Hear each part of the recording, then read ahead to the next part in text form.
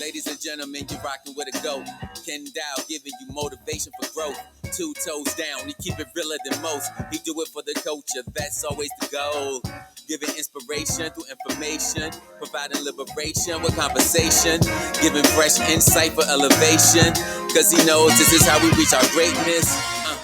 And he riding with the people of all walks of life, cause we all kinfolk.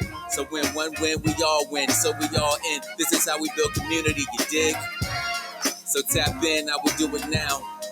You want answers, we will break them down. The most informative place around. This is Strategic Moves with Kenn Dowell.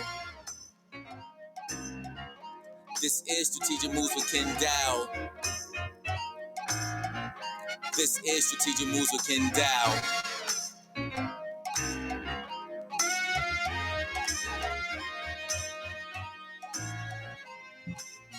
Hey, what's up, everybody? You tuned in to another episode of Strategic Moves. I'm your host, Kenn Dowell. This is a place where we bring art, culture, politics, and business all together, and we do it every Tuesday right here at 95.9 WOVU.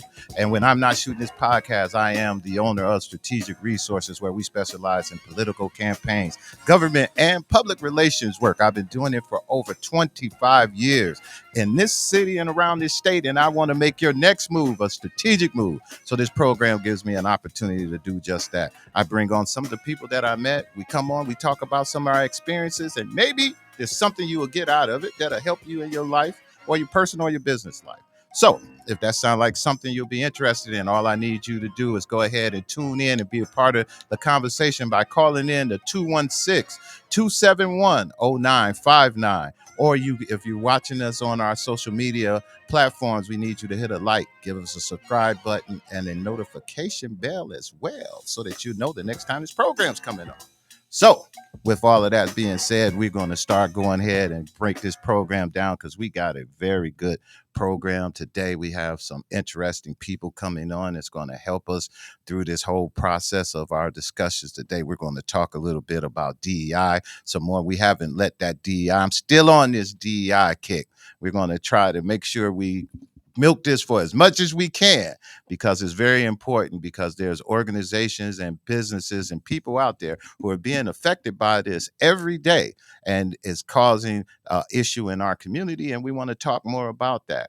This weekend there were some protests that took place. I want to give a big huge shout out to Norm Edwards for what he's and Art McCoy and that organization all got together, and they were out protesting Targets this weekend, and it was huge. They had a nice turnout out there. People showed up. I was very impressed by that. And also we had people who showed up at the Tesla plant out there, not the plant, the Tesla dealership out on Mayfield. I live out in that part of town, and going through there, they had the roads closed. They had so many people out there protesting Tesla this week. So we're giving huge shout out to all the activists and community people that are out there standing up for what they feel is right. And we're going to continue to support them in any way we can. Before we get started in our program, I want to give a shout out and introduce to our engineer, and one of our engineers. I have another one. She's a silent assassin. So she sits back and she engineers the program to make everything runs right. That's DJ Unicorn. And also I want to give a shout out to my video producer, and he's the producer of our podcast and help us get things going. That's DJ True Lateef Hughes. What's happening, brother? What's going on? What's going on? Every day's a holiday, as they say. Today's a good day. I feel good today. Today's a good day? Today's a good day, man. I feel really good about today. You know, it's a good day for a couple other people. I want to ask you, what if you went somewhere and you was only supposed to be gone a week, but you wind up having to stay there for several months? What you mean? It depends on where I was at. I mean, well, like where? You know? Anywhere. I mean, if you went to Columbus, but you couldn't come back to Cleveland for 8-9 months, how would you feel about that? It depends. If you told me I was on a remote island with some of the amenities and things I need, it's different. You telling me I'm stuck in Columbus and I can't get home. If I'm stuck anywhere, I don't want to be stuck anywhere. I don't want to be stuck in this room and can't get out. Let alone in Columbus or anywhere. So where are you getting at? Where are you getting at? Well, the point is, want to shout out the 2 astronauts that were stuck in space for 9 months, but they're coming home today. They went Yeah. they went into space to the International Space Station on June 5th, 2024. And they was only supposed to be there a week, but they wind up being stuck there for 9 months. But they just sent up a ship to grab them, and they're supposed to be landing in Florida today somewhere. I think Cape Canaveral or one of those. One of those spots. Yeah, one of those spots. So I just wanted to put that out there. If you was supposed to only go somewhere a week and you wind up staying for 9 months, how would you feel? That's my question for today. For any callers that want to call in and comment on that, Well, let me know. I can tell you right now, if I was stuck in space for 9 months, I'd be purely pissed when I land home. So it's just bottom line. And I mean, really, really, really, really, really. I mean, I Would could, you sue? The words couldn't even come out my mouth of what I would have to say to them folks when I got in there for keeping me up there that long and knowing y'all could have came and got me. I really have a problem. I mean, because with that. I was like, a week to 9 months. Yeah. I mean, that just stuck doesn't. In space, man. That's like every day you looking for a ship out there. You like Danger Will Robinson out there. You're staring out in space every day, waiting to see a ship to come get you, man. That's the way terrible. You down, like, hey, that's terrible, man. You floating around out there, man. Man, that's terrible. I big ups goes to that woman and that man who came out of that. The Butch United Wilmore States owes them a greater gratitude, because that's all we gonna give them is a smack on the back and tell them good. Thanks for your mission. Need to get some presidential honors or something. Man, please, they ain't gonna give them nothing but a smack on the back and say thanks for your mission, thanks for your service, and gonna keep them going. That's terrible. That's terrible. That's what I'm talking about. It's terrible. They should be rich beyond belief. Yeah, they should at least get somebody should come to them and hand them a briefcase that got at least a meal in it. Like, sorry for your trouble. A meal? At least a meal. They need to be coming to the landing place with that briefcase. That's what I'm saying. I mean, walking up to me like, Mr. Dowell, your family is back there, but we want to give you something before you see them, because we need a smile on your face. Yeah, that's for sure. Yeah, because I'm going to be mad. All right, so we're going to keep going into our program today. I got a guest on my program today who's a good friend who came into our program. She came on to our show a year ago because we did a special on women, because March is National Women's History Month. Yes, it is. That's right. So we did a special last year where we honored a few women and brought them onto our podcast, got an opportunity to talk with them and talk about some of the things they're doing. The young lady who's in here today, I found her to be very interesting because of the work that she does, and not only the work that she's doing as a trade, but the extra steps that her organization goes through in order to not just help a person in their situation, but to try to really help that person be able to not get in that situation anymore and to try to give them opportunities to do better. So without further ado, I'd like to introduce everybody to Miss Dana Acey. She is the owner of Acey's Bails Bonds. Dana Acey Bails Bonds. Donna Acey, welcome to the program. How you doing? Thank you. Thanks for the invite. I'm kind of hearing your voice. Pull up a little closer to your microphone. Okay. We can get you a little closer so we can. Yeah, there we go. All right, there we go. So, how you doing today? I'm doing pretty good. That's good. That's I'm doing pretty good. So, tell everybody about the Bails Bondsman services and everything that you do there. Okay, so my name is Dana Acey. I'm the owner of Dana Bail Bonds and Insurance Services. So we're pretty much the only bail bond agency that has integrated full wraparound services for the community. And it's doing quite well. I've been doing this for about 20 years. And over the last 6 months, I'm pretty proud of the work that we do there. It's grown. We've got some good exposure and some great partnerships. Some things that have never been done before are happening right now. So when you say wraparound services, that was one of the things that I found most interesting when I was talking with you earlier. What are the wraparound services? So most of my clients, when you get arrested, it can be a hardship on you and your entire family. Mhm. So, they have a lawyer that they may want to pay. They've already paid a bail bond. And also, how do you fix this? So, we decided to get different partnerships for my agency so that people can get right into money making opportunities, some type of work opportunity, job, free school, trade school, so that they can level up from this situation. Because, if we believe in second chances, how can a person do it without that type of help? Mhm. Mm. And give me some of the examples of some of the type of wraparound services and partners you have. Okay. So we've partnered. Well, it was really hard at first because when people see pending case, open case, they weren't really willing to give a lot of the people that's felony impacted a shot. Mhm. They were just like, no, no, I'll move on to somebody else. So they really needed somebody to tell their story a little bit better. So I went and met up with different organizations, met up with their directors, and just, advocated for them to let them know, like, look, this these families really do need a second chance. They need a shot, and they're a great resource for your company. So some of my partnerships might be Yeah. towards employment.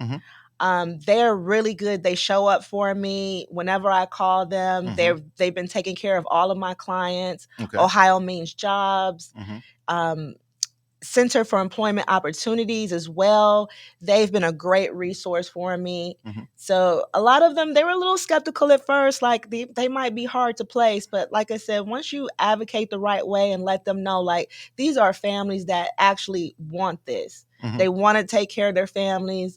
I mean, it's innocent until proven guilty, right? Let's Yeah. give a man a chance. Give a man a chance. So let me ask you about that. What are some of the misnomers or some of the things that people don't understand about when they're in that situation and needing a bail bondsman?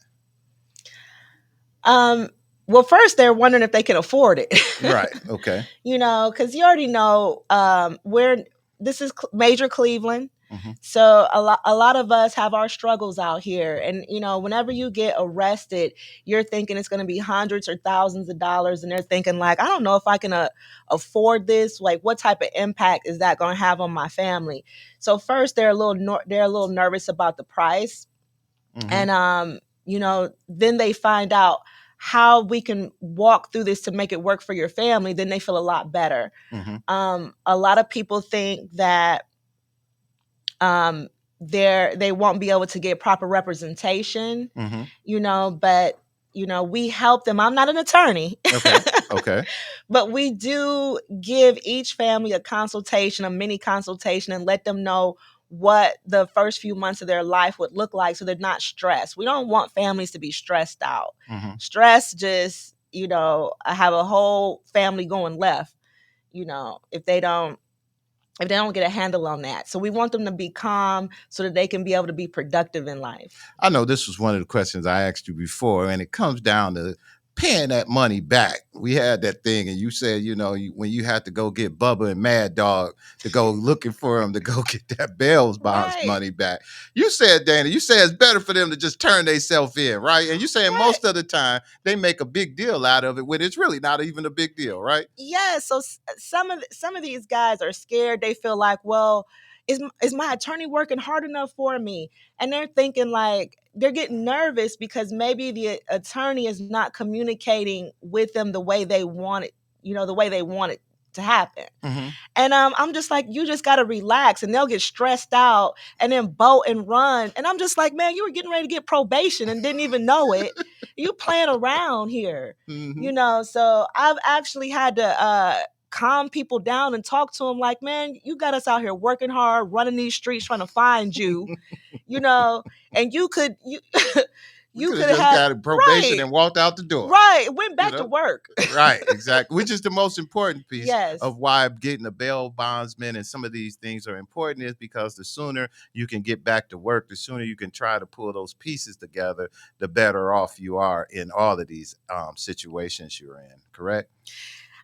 Yes, and I've been finding, one of the reasons why I do this is because I've been finding that uh, you gain better credibility with the judge if you are employed. Hmm. So all of the families that seek employment as soon as they get released from prison or bail, get bailed out, if they go and find something constructive to do as far as trade school or a job, usually it works over well. Now your attorney has something to talk about in court instead of just showing up and you haven't been doing anything for the last 6 months. I understand. It's respected. They're like, look, this man is taking care of his family. He was reporting everywhere he needs to be. He's checking in. That shows a lot of dedication and respect, and it goes a long way when you're trying to go through case negotiations. Hey, Dana, I want to thank you again for coming on our program. I'm going to give you a moment to take a little final thought. Make sure you tell everybody what's on your heart right now, and as well as how they can get in touch with you if they were looking for more information. We're going to be sponsoring her again or re-showing her show again on our podcast. And in there, it'll be all kinds of information of how you can get in touch with Dana Bail Bondsman. And she's going to also give you information on how you can get in touch with her. So Dana, go ahead. All right. So you can find me at 5900 Detroit Avenue, Cleveland, Ohio. My phone number is 216-410-8911. And please take advantage of our wraparound services. We do community engagement once a month at the Garfield Heights Public Library. Our next meeting is April 7th from 6 to 8. And there I have a partnership with the Cuyahoga County Public Defender's Office to do expungements, give you driving privileges, and anyone that needs legal advice. And also I have a partnership with Cleveland Municipal Court in the neighborhood where they'll be removing warrants. So there will be removing warrant blocks for anyone that needs help in the entire county.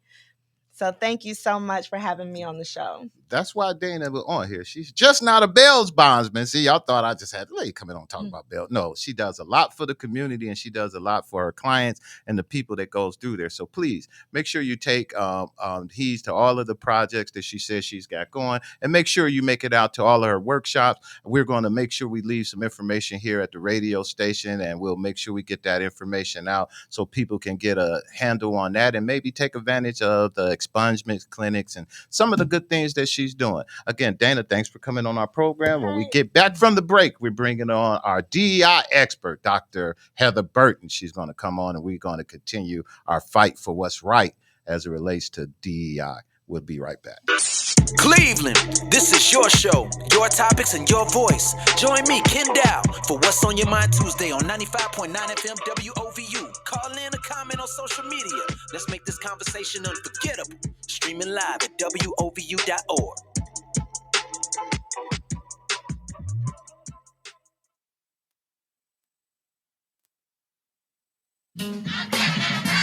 Trey, you've told us all about the 12 to 1 hour. What about 11 to 12? That's right, Uni. We have a whole slate of uplifting, educational shows to tell you about, starting on Mondays. It's Open Door with Vince Robinson, looking at the lives of people here and abroad, navigating the realms of art, culture, and society, on issues of local, national, and international concern. Then on Tuesdays, everything works out the way it's supposed to, the way it's supposed to, the way it's supposed to. sit back and relax with Conversation and Courage, where Imani Capri interviews people doing positive things with a courageous spirit all around the globe. On Wednesdays, we're bringing you a double header. First,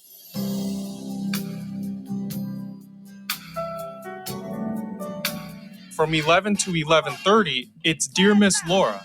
Listen as Laura Cowan shares helpful advice for survivors of human trafficking and information on how to end modern-day slavery. From 11:30 to noon,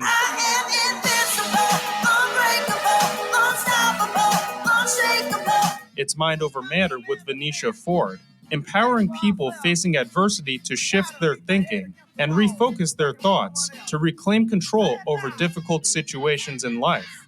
On Thursdays,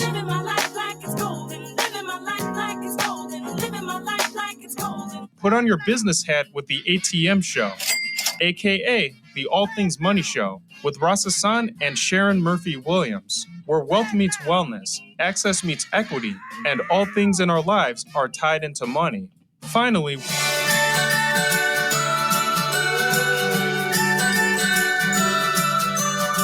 close out the week with another look at life with Stephanie Phelps, where you can learn what it takes to start your own business off the ground and other tricks of the trade. 6 uplifting educational shows that you do not want to miss, each adding to our mission of providing Black History daily, Mondays through Fridays from 11 a.m. to noon. What do you think of that? Now that's Black History. WOVU 95.9 FM. Our voices united, mission driven 24/7.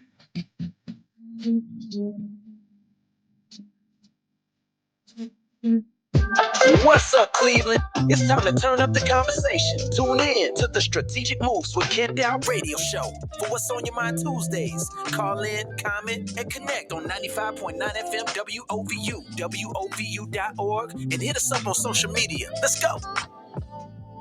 You're listening to the Strategic Moves with Kenn Dowell radio show. From knowledge to action, from action to justice. It's time to challenge, empower, and reshape the future. Dr. Heather E. Burton is here to drop the truth, ignite the conversation, and keep the movement alive. All right, everybody, welcome back to Strategic Moves with Kenn Dowell show, where we break down and analyze things that make sense for the people. Now, today's conversation is one that we're going to talk a little bit about some of these corporate buzzwords that's going out here. This DEI, a support to commit to fairness, but not now. But now it's under fire. We're seeing businesses roll back DEI programs. Why and who is it benefiting? So today we're going to drop that conversation and have that conversation with somebody who's going to be a contributor to our program. She is a professor and doctor of studies over at Case Western Reserve, and she's also a partner and a contributor to our program. Sorry about that, y'all. I was just getting myself set up. A contributor to our program, and she's going to come on here and drop some knowledge to us today about DEI and stuff that's going on in her personal life and her own personal opinion about how she feels about all of this. So today, everybody, let's give a warm welcome to Dr. Heather Burton to the program. Thank you. I'm excited to be here, Kenn. Thanks very much. Oh, we're glad to have you here. Why don't you pull up a little bit? Do I need to be closer to my mic? Oh, yeah. There Okay. we go. We want to hear you. Yeah. And so, it's interesting that you talked about me being a professor at Case. So I want to preface this by saying, yes, as me being a contributor for diversity, equity, and inclusion, is that these are not the views of Case Western Reserve University. That is my place of employment, but a lot of work I do outside of Case Western Reserve around this topic and other subject matter. So I always want to preface that this is not the views of Case. These are my views and the research that I do around diversity, equity, and inclusion. I appreciate you getting out. That was the disclaimer I was trying to say, and she got it out better than me. So I appreciate that. Thank you very much, because we want to make sure we're clear on that, because we brought you on for your views and your opinions, and that's what we want to know. So before we dive into all of that, Dr. Burton, why don't you let us know a little bit about your background and who you are and where you come from? You from Cleveland?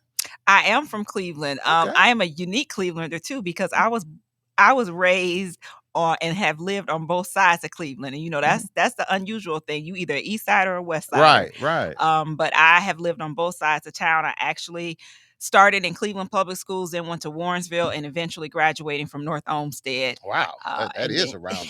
I told you, I've been all over Cleveland. Wow. And so I've lived just about in most neighborhoods within Cleveland. So I'm a Clevelander. And so after you finished your high school, you went off to college. Give me the circle that leads you to Case. How you get to Case? Oh, so it's a long circle. Okay. There's a whole lot of things that go in that circle. Mm-hmm. But with Case, or how I got there, so I left high school and I attended The Ohio State University, who currently is under attack for diversity, equity, and inclusion. That's correct. One of the schools, and the president has made a decision to dismantle the office. But in that, I began my career really, when we talk about diversity, equity, and inclusion from that broader perspective, as a work study student at Ohio State. And so I worked in our Office of Minority Affairs, and then I also worked in our Black Cultural Center. Okay. And so that kind of started that whole shift and really started that awakening, or more, I should say more mature awakening for me when it comes to advocating for the Black community and being a part. And what I really like to always say as myself is I'm an educator. Mhm. And so I look for ways to educate. And so it started at Ohio State, and I ended up with a double major in journalism and Black studies Mm. and a minor in theater. And so I pursued the acting career for years, as also while working on degrees, and then ended up it was my master's program at Cleveland State, working with some great people who I learned a lot, as well as I did as Ohio State, working in minority affairs. And so I worked in the Office for Minority Affairs at Cleveland State, and then pursued some other things, did community outreach Mhm. for different organizations, and eventually ended at the University of Akron, working for TRIO programs. And so Hmm. those who are unfamiliar with TRIO, it's college access programs like Upward Bound, Talent Yes. Search. Mhm. And so became a proponent of TRIO and still a proponent of TRIO and college access programs. And from Akron, I went to Case Western Reserve, and so ended up at Case being the director of a program or a grant, a National Science Foundation grant, to Mhm. increase and advance women faculty in science and engineering, as well as underrepresented minority students in PhD programs. And so I like to say all of my work tied into what we identify as this umbrella of diversity, equity, and inclusion. And then fast forward in 2020, Mhm. I ended up taking a position in Case's Diversity, Equity, and Inclusion Office. Wow. So at this point in time, Case still does have an equity and diversity DEI program or office because you still head of it. As well, I'm in second. The Okay. head is Vice President Robert Solomon. Got you. And so as of today, 3/18/2025, yes. Yes, you do. Okay. All right. Well, let's dive into some conversation there. Because, like I said, I ain't bring you here for your job, so I ain't gonna mess with your job today. Yeah. Okay, we leave them there. All right. All right. Let's get into some of this other stuff. There's companies like Target and quietly scaling back their DEI efforts and turning them into just getting rid of those. And it's becoming a trend across a lot of these corporations that are being pressured by that. Do you see that as a stunt, or do you think that was something, a PR thing they wanted to do all along? Do you think this DEI, it seemed like they got rid of it so quick. It seemed like they were just really waiting on a reason to do it. And I'm going to make this even add a little more to it. A lot of these federal companies, it was a federal thing that Trump did and meant for government when he came into office and wanted to really change this DEI standard. Has really nothing to do with these private companies, correct? Correct. So what's going on with that in your opinion? So I have a lot of opinion about that. Mhm, And when we think about it, especially when we think about corporations and corporate America, mhm, is that ending diversity, equity, and inclusion initiatives that you had within your company was what you had planned to do all along. mhm, And so you only had it because of the hype of 2020 to say we support to this. mhm. Because and I think the other thing, and I got to back up though, Go ahead. is that most folks don't understand diversity, equity, and inclusion. Mhm, And so they don't understand what it is. But from Trump's lens, he puts in this place of this being about merit based and merit based hiring and merit based promotion and merit based support. When we know, all we have to look at is the legislation policies that have come into play that deals with legacy hiring, mm, that deals with nepotism. mhm, mhm, And in that, who succeeds, who gets ahead is white males. mhm, And so when we talk about these companies pulling back with diversity, equity, and inclusion, it's an excuse to pull back from hiring and putting in position those who don't classify as a white male. Now, in the words that I always like to use of Dr. Burtonism, I mhm. think it's also a booty kissing move for companies to be aligned with Trump. And when we're talking about just economic and money stability for you, Mhm. because if these companies, most of them think about it, if we think about Target, if we think about Walmart, and you think about your employees, not only within the stores, but your employees within corporate, is you have folks that fall under social identities that we identify as different, that we identify as diverse. And so you're hurting your employees, because what I always tell people is when you attack diversity, equity, and inclusion from this merit lens and from Mhm, a hiring lens, mhm. what you've done now is you've put a fear factor in place that, one, you're going to be afraid to hire Black people That's because right. you don't want anybody to call on you. And then you're not going to look at them because you don't want anybody to call on you. And so, and that's exactly what the what Trump has done Mhm. is put fear into the face of these companies and people to keep them from promoting and moving forward. And and I got to say this real quick, Ken, Go ahead. is that I use this as an example very often, is that we often hear we want to hire qualified candidates, right? Mhm. And so what we usually put as a caveat, we want to hire qualified women and we want to hire qualified minorities or qualified underrepresented minorities. My question is, when was the last time you heard somebody say we want to hire a qualified white male? Mm. And so in that, we've already put quantifiers to say that there's something wrong with black folks, brown folks, women when we want to hire qualified. But yet, we'll give mediocre white men a job in a moment without qualifications. And so it's those type of things that also align with what these companies are doing. Is that these companies out of fear are pulling back from diversity, equity, and inclusion. But I still go back to, I don't think any of them were really supporting in the beginning anyways. It was Right. just a buzz in 2020 to make us get some more sales. So this is what we're going to do. But now we're going to kiss the ring of the person that's saying we need to pull back. And so here's our excuse to pull back. So what you think will happen to all of that money and investments that these companies said that they were going to invest in DEI? We know they didn't spend all of that money in that particular time. So when they roll that back, you imagine they rolling back all those resources as well. Well, here's the thing that I question. Did they actually put the resources into it in the beginning? Wow. Yeah. And so I would be curious to say, let's call them out. Let's call them out on their budget. Mhm. Let's see what your budget actually did. Let's look at the line item that you had for the support of diversity, equity, and inclusion. And what did you do? And then where is that funding going to? Because there were many companies that promised Mhm. resources and financial support in 2020 that never made good on those promises. That's correct. That's correct. And so, as a people and as an organization, as such, with this going on, you had organizations that are out here now boycotting. So we talked about the steel yard this weekend with companies boycotting Target, companies boycotting Tesla, and organizations. How you believe the community can these you think these boycotts or anything is going to lead to any kind of shakeup as it relates to this diversity and getting these people to roll back any of that, Doctor? I think there's potential for that, and there's potential for boycotts leading to that. But the thing is consistency.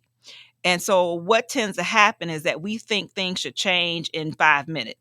And things that start in 5 minutes, so they're not going to end in 5 minutes. For example, racism didn't start yesterday, so it's not going to end tomorrow. And so in that, we have to be consistent in the boycotts and we have to be consistent in staying with it. And so I think what tends to happen very often is Mhm. when we talk about boycotts, we do it for one day, we do it for 2 days, and then we like, Right. "Ooh, I need some soap. I got to go to this Yeah, I was store. going to get to Ooh, I that need some next. Right. clothes. I got to go to this store." Right. But the reality is, the only way that it's going to have impact is long term. And so, as a people, Mhm. we've got to be consistent. We can't just sit at home and say we're not going to shop on the 17th, but we need to shop. We're not going to shop on the 17th, 18th, 19th, 20th. As long as it takes. I was listening before this weekend, I think it was, Mhm. and the conversation was about the Montgomery bus boycott. Okay. And the whole idea of, did they think that it was going to last 300 plus No. days? No, not at all. No, not at all. Right. But being committed to that time frame created the difference. And so if we don't commit and really commit, no matter how long the time, we still, we risk not making the difference that we need to make. But that's going to be hard for people when we talk about these communities that are food deserts. We had all of these food deserts and places in the inner city and places like that that need some of these things that they need from these stores. And I think that's the hardest part when we get into this boycotting and stuff.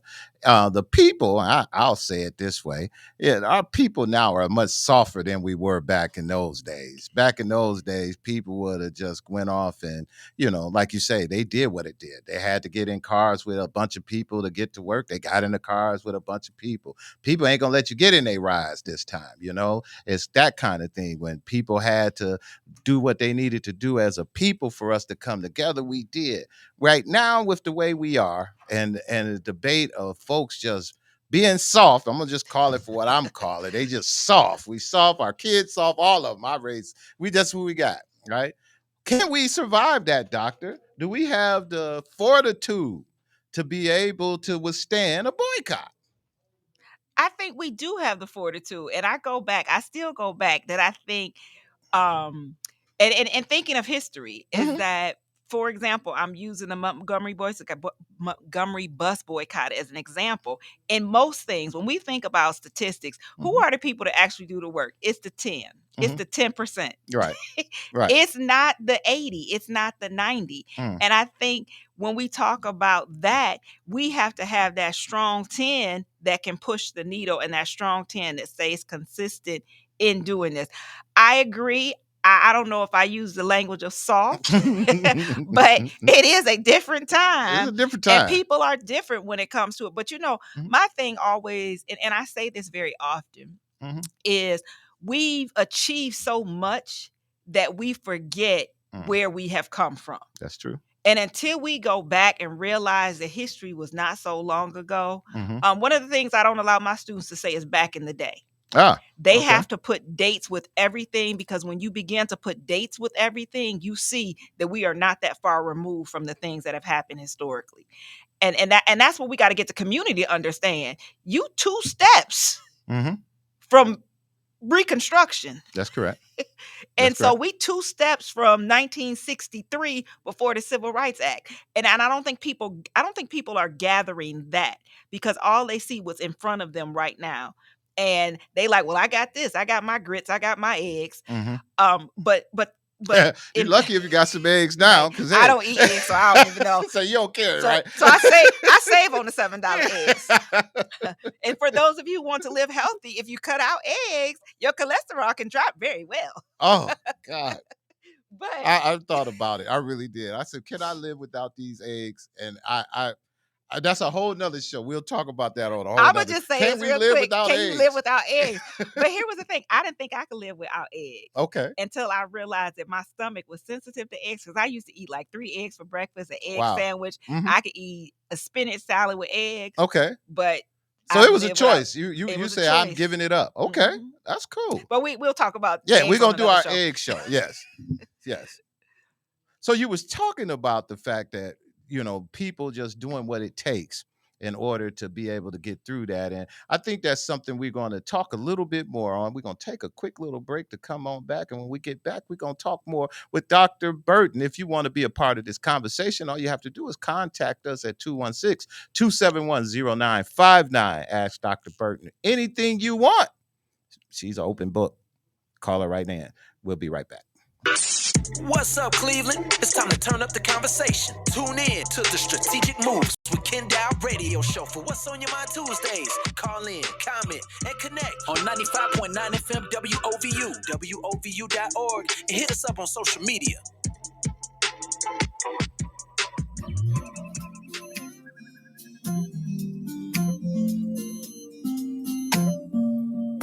Calling all caregivers. Saturday, April 12th, the Alzheimer's Association, in collaboration with Sigma Gamma Rho, is showing love to the amazing caregivers in our community with a free caregiver luncheon. Join us from 11:30 a.m. to 2:30 p.m. at the Fatima Family Center, 6600 Lexington Avenue, for a day of appreciation, support, and connection. Enjoy a delicious lunch, capture beautiful family portraits, hear inspiring caregiver testimonials, and get valuable information on free community resources to help you on your journey. If you or someone you know is caring for a loved one, this event is for you and them. RSVP today by calling Frederick Knuckles at 216-342-5607. That's 216-342-5607. Let's come together to uplift and celebrate our caregivers.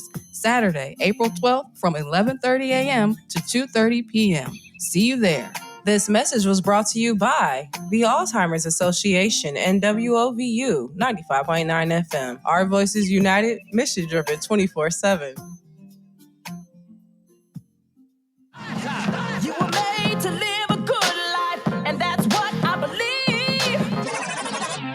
You you ready to take the next step toward a brighter future? Whether you want to earn your GED, improve your reading and math skills, or prepare for the workforce, the Neighborhood Centers Association's Aspire program is here to help for free. Aspire offers adult education classes designed to help you succeed. With flexible schedules, expert instructors, and a supportive community, there's no reason to wait. Get the skills, get the confidence, get started today. Call 216-727-3825 or visit gcnca.org/aspire to enroll now. Your future is waiting. Let's go get it. For more information, visit gcnca.org/aspire. That's gcnca.org/aspire. This message is brought to you by NCA, Aspire Program, and WOVU 95.9 FM. Our voices united, mission driven 24/7.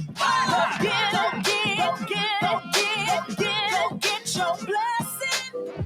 You're listening to the Strategic Moves with Kenn Dowell radio show. From knowledge to action, from action to justice. It's time to challenge, empower, and reshape the future. Dr. Heather E. Burton is here to drop the truth, ignite the conversation, and keep the movement alive. All right. We're back. We got two callers on the line, and joining us in the studio is Rabbi Goldstein. He heard the conversation. It was getting so good. He was like, man, I got to get in on this. So I let him come on into the station, and he's going to join the conversation. I had two callers on. We're going to take the first caller. Come on. This is What's on Your Mind Tuesday with Kenn Dowell. What's going on? I don't know if that. There you go, caller. Is that You're for on. me? Yes, you. Yes. This is my thought on the whole DEI thing. I think it's a smokescreen. Is this something that we should be concerned about? Yes, I agree. We should be concerned about that. But the real fight is on the pilfering of the entitlement programs, Social Security, Medicare, things that people have paid for all their lives to get when they retire. These guys are trying to steal this right under our eyes, right in our face. But then they got us chasing this DEI stuff about them erasing African American and minorities' history. You can't erase things that it's already happened. You can't erase it. You can't erase the fact that Medgar Evers served in World War II and was an assassinated civil rights leader. You can't erase that. But they can talk about it, and they can get us out protesting these private companies that are in on the plot. So what's your suggestion? I don't have a suggestion. If I had the answer, shit. Maybe Well, let me. I'm going to clarify a couple of things too, because I don't want it to be misconstrued to understand diversity, equity, and inclusion as we talk about this. And hearing your comment, caller, and really do appreciate your comment. And what you're saying is that I think it's important to understand that when we talk about Social Security, when we talk about the programs that are being lost under the government, is that those fall under the diversity, equity, and inclusion umbrella. So many folks want to identify and limit the diversity, equity, and inclusion as about history and just just the history of the country, but it's not. It's about programs, it's about policies, it's about services that impact folks that fall under certain social identities. And so when we talk about Social Security, when we talk about the children, when we talk about the widows, when we talk about low income, that all falls under the umbrella of diversity, equity, and inclusion. And I think that's where the buzz of diversity, equity, and inclusion has lost its understanding, because we limit it to one perspective when in fact it's much larger than we want to recognize. We got another caller on the line. We're going to take caller number 2. Caller, you on? Hello? Can you hear me? Go ahead. We can hear you. You're on the air. Yes, I was interested. I was looking at going back to school to get a degree in DEI. But at this point, I don't know if it's a good thing to do that, or should I wait for the administration to pass and then look at reevaluating if DEI is coming back into play or not? What is your opinion on it? Go ahead, Doctor. That'll be your Yes, so thing. thank you. I'm so excited that you're interested in going back to school. That's a great thing. What I will say, and I tell DEI professionals this all the time, it's not about the title of the work, but what skills are you learning? And so as you think about programs and getting the degree or getting the certification, what are the skills that you're learning under that particular program or certification? Because the thing about it is you want to have transferable skills.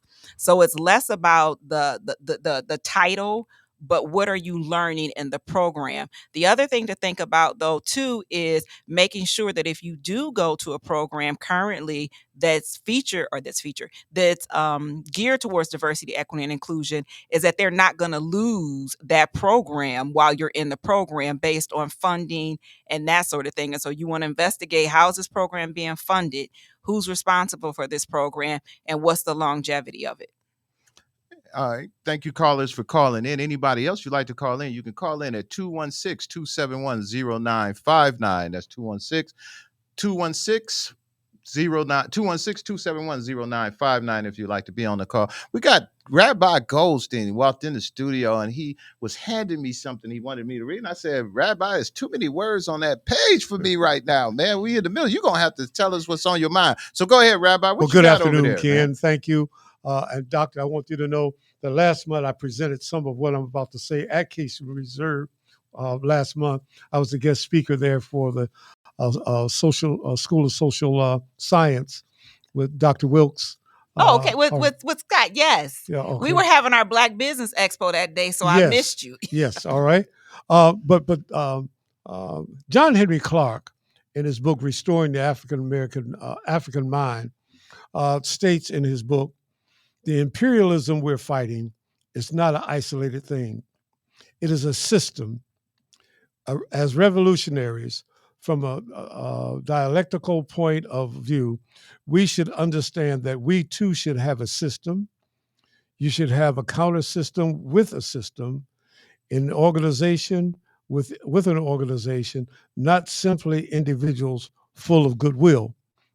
And that's what we do. When we encountered, I'm part of the civil rights movement. I was in CORE. When we conducted the civil rights movement boycott in Montgomery, we had a plan, we had a system, we had an organization. We were not reactionaries. We were proactive. All right. And so we were able to sustain our boycott for 14 months. When it really hit their bottom line, we were consistent. And we as people must learn that we can't just carry out knee-jerk reactions to adverse circumstances. And so if we can sustain, they're talking about ending this boycott at Easter, 40-day, fasting, so to speak. No, this have to go for 24 months, 14 months, 24 months, 25 months, whatever it takes, especially when we have that other element having the dominance of all three branches of the government. Yeah. All right. So then we must come up with a concerted plan and be unified in what we do. I have a plan that, as I told you, Ken, that we've been working on for more than 2 years, waiting on the copyrights to come back, that we will employ just as soon as that for the greater Cleveland area, and then hopefully for the state of Ohio. But our plan is for us to be consistent and have longevity and sustainability. That goes back to, and I used the word soft before, but it goes back to, the civil rights and working, the struggle that one had to go through for the sacrifice. Yes. And that's why I initially started off by saying, if we're strong enough now to do a boycott for 28 months, if it took that long or whatever, and you'll be so surprised. I was really excited to hear that when I got the email from Norm Edwards that he was going to do that. Excited in the fact that not because of what he was doing, well, just because of the fact that I get these people, everybody, man, just always on me because of some of the people I know and some of the things I do. Why they're not doing nothing. People are not doing this and that. And my fight is some of this is on us. We're waiting for people to save us, and we got to save ourselves. So I know Norm is one of the many people just over the years who did say something. So I was really, because when he said in the show the last time, I asked him, Norm, anybody protest anything? He said, I don't know nobody doing nothing. And I was like, wow, here we are. But then got the email that he was doing something. And I was really proud about that. Then I was coming home. My wife called me and said, man, I'm going down the street to Mayfield and they got Mayfield blocked off because of the Tesla company down there. And they all over the place down here. Hundreds of people. That's happening. And it's happening in Lakewood and everywhere. So I'm really happy to know that that's going to happen. I just hope that we have the strength within ourselves to be strong enough to take us to that next level. I want to ask you one last question. Yes, sir. Go ahead. Robert Franklin, in his book, Crisis in the Village, states in his introduction, we are the leaders that we've been looking for. That's correct. And that's exactly true. And I just was going to add to the rabbi is I think what's important and what's the difference is there was vision. Right. One of the things that has happened generationally is we've gotten in a generation where we see success. And so we think that and I said this earlier, we think that we've achieved, we think that we've arrived. But the problem is we don't know what true equality is because we've never seen it. That's correct. But we live in a space of believing we have equality. And until we get in a position to say, what would America look like if true equality was America, then we can place our vision towards that. This is what Project 2025 did. Project 2025 said, we want a white supremacy, white space. And so this is our vision. And so everything that we doing is getting us to there. The problem with us is we have no vision in terms of being able to see what it looks like. I know that's for another show, but it takes us. That's what we're going to do. It takes us to the whole concepts of understanding integration versus separatism and everything else and what we see as a community. Well, Ken, you know me. I come on next. All right. So if you and the doctor wants to hang around and do Black Thought, you'll be more than welcome. I'm more than welcome. Thank you, Doc. Thank you, Rabbi. I just got another appointment myself to do right when I leave, and I think she has. I have a meeting, but I'll hold you to it. Yeah, she can hold you to that and come on your show to talk any of the time. How about next Tuesday then at 1:00? We'll get it scheduled. All right. And don't go nowhere, Rabbi, because I want to go. One other thing that I wanted to talk to Doctor before we wind out, and I'm going to give her a final thought. Just real quick, this is something that came up, and it gets to deal with DEI. I'm going to talk about this on my podcast. Yost, our state attorney general, I believe. He's our, no, he's not our attorney general. He is our, David Yost is our, David Yost. Is he the treasurer? He's our he's not our treasurer. He is Secretary of State. Secretary of State. No, he's not secretary. Yost is Attorney General. Attorney General. That's what I was right. Attorney General. I was right. Attorney General. All right. So Yost wants the teachers union retirement system to sue Target. And they want them to sue Target because of Target's stance on DEI. Yost's stance is that investors wants to sue Target because they believe that if Target would have disclosed to them that they were going to be investing in DEI, they would have never invested in the Target in the first place. As a result of that, they're suing because they said that Target shares took a hit on the DEI market. And even the school retirement system took a hit of $5 million. The school system is saying, it was a drop in the bucket. We're not going to sue. We don't want to be a part of that because we don't believe in the DEI method in which you're going. But David Yost is attempting to get that, and that's the new thing. So I just wanted to throw that spin at you, Doctor, because that's a serious spin. And it's a spin, and I think, did somebody say that? It's a spin of entitlement. Right. It's entitlement from the perspective of a white man. Is that I believe that I can sue because had I known you were going to contribute or support marginalized communities, underutilized, underrepresented folks, I would have never supported that. Right. But when I was on board, because I was getting backlash of 2020, then yes, I'm going to support. But now that there's a drop in my entitlement, my money, my ability, then I'm going to fight against you. Doctor, I'm going to let you have a final thought on this thing, and I'm going to do a closing thought. We're coming to the end of the show. Rabbi, you got anything you want to say quick? I want to say what we're viewing in the 2025 process is the operation of 21st century pirates. Dr. Burton. That's a good analogy. I just think when we think about this and when we think about where we are, you may not be able to move mountains, but you can change stuff within your sphere.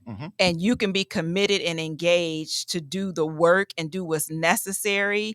And that may be that instead of going to Target, instead of going to Walmart, you're shopping from the list of Black business owners. You shopping at the local Black business stores. Instead of buying your hair products from the stores on every corner that is not us, you go into those stores that are us.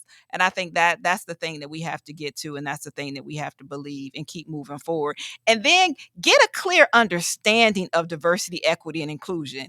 Because when you really begin to understand it, you see how much falls under it that we try to minimize it to one thing. Now, we know the attack is against Black folk, but when we understand the theoretical perspective concepts of diversity, equity, inclusion, we see that it impacts everything that we are and everything that we do. Dr. Burton is going to be on our program. She is a contributor, and she's going to be coming back to talk to us about a few more. What are some of the things you want to talk about when you come back? We talked about that. Other than you wrote a book. I want to tell everybody about your book before you leave. What's the name of your book? I'm Single and I Love It, or something like that? No, I don't love being single. It's called I'm Single, So What? But I always say it came from the lens of when people hear that you're single, the first question they ask is, why? Why are you single? And so the perspective is, I'm single, so what? What is it your business? That's more of the title and less about I'm single and this is where I want to stay. You can interpret it any way. Some people may be single and they're happy being single, but mine was, why do you keep asking me like there's a problem that I'm single or that whatever, because people always make accusations when folks are single that something is wrong with them. Dr. Burton will be back. She's a contributor. We'll talk to her in a few more weeks. She'll be coming back in our rotation, and we're going to talk about that and many other things that we have on her heart and on her mind. I want to thank everybody for reaching out. We had a comment on YouTube. We're going to air that up on top and everything else. Anybody, if you ever want to be a part of our YouTube program, please check us out on YouTube. That's YouTube at Kenn Dowell, where we go Kenn Dowell Unfiltered, where we really get into real discussions and talk. Dr. Burton is going to be on one of those programs as well in the future. And any of our other YouTube programs, we got a new program that comes out every Thursday. So to everybody, I want to thank you for watching our program. And to next week, we'll see you. Peace. Break it down, Doc. This is where change happens. This is Equity Exchange with Dr. Heather E. Burton on 95.9 FM WOVU.